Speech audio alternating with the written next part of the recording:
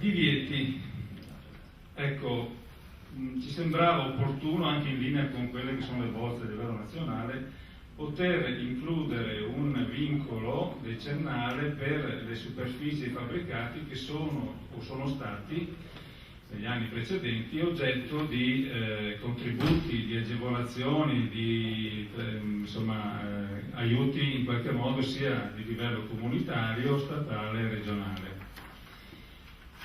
Dicendo che se io voglio intervenire devo dimostrare che quell'area, quella superficie, quel fabbricato non è stato oggetto di contribuzione, di aiuto, insomma, nel periodo interessato. E le sanzioni, quelle che sono appunto previste per legge per i trasgressori.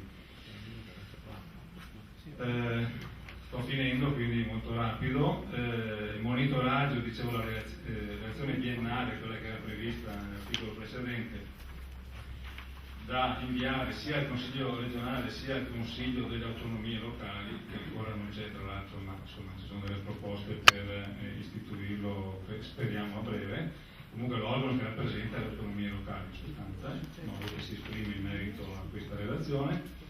E dicevo l'ultimo articolo, ultimo ma non ultimo, nel senso di importanza, che è la norma transitoria, che molte volte si legge così en passant, in realtà qui dentro insomma c'è un po' la chiave di volta di tutta l'operazione che chiude il cerchio, e cioè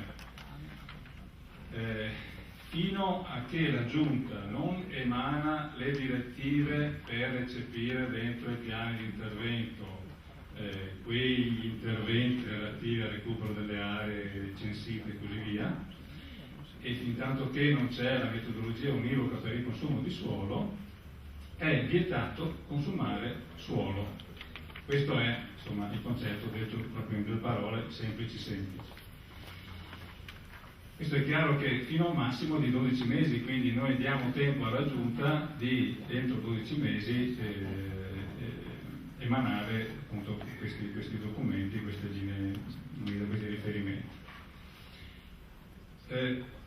Diciamo anche però, mettiamo una data, nel senso che sono fatti salvi da questo divieto di consumo le operazioni già in essere, già partite, cioè le autorizzazioni già rilasciate, chiaro, i titoli insomma hanno un valore anche giuridico che non possono essere annullati dall'oggi al domani, quindi quelli vanno avanti, purché siano già appunto iniziati o depositati.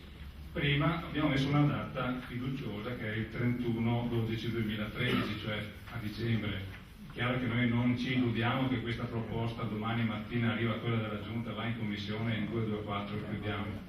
Se tutto va bene per la fine della legislatura, se tutto va bene.